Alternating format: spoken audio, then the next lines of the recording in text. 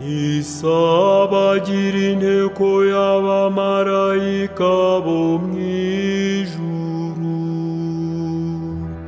Ibyo byegera by'Imana ngaho nibisabagire,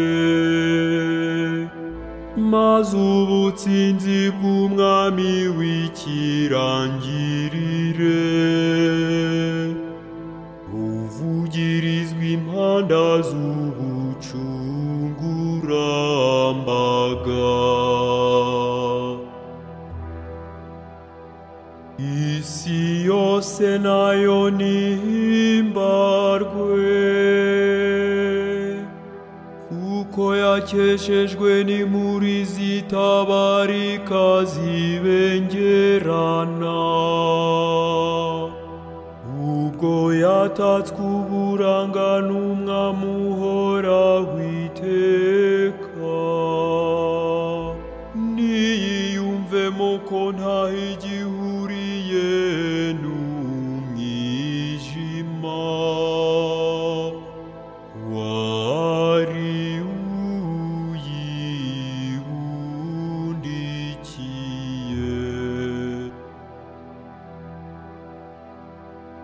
N'umubyeyi wacu Kiliziya niyishime, kuko ibengera n'urumuri rw'agatangaza, maze amajwi ahanitse y'imiryango yirangire muri iyi ngoro ubwayo.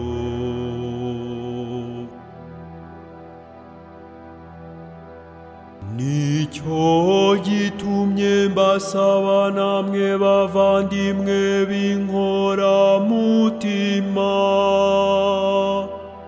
mwakoranijwe no guhimbaza umucyo w'agatangaza dukesha urumuri rutagatifu,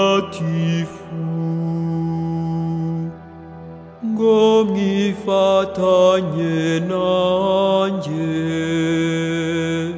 kwambaza impuhwe z'Imana ishobora byose.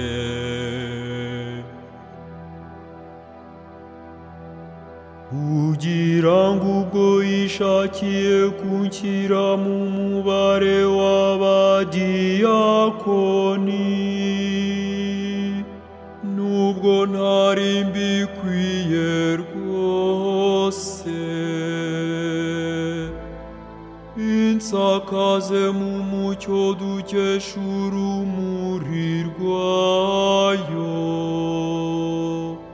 maze nshobore kwamamaza binoze ibisingizo by'iri tara.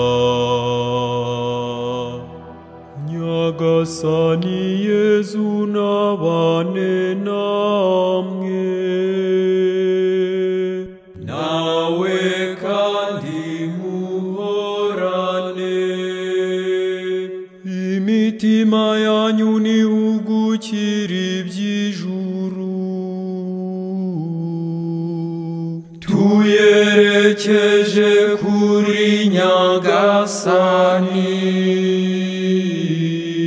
Dushimire Nyagasani Imana yacu.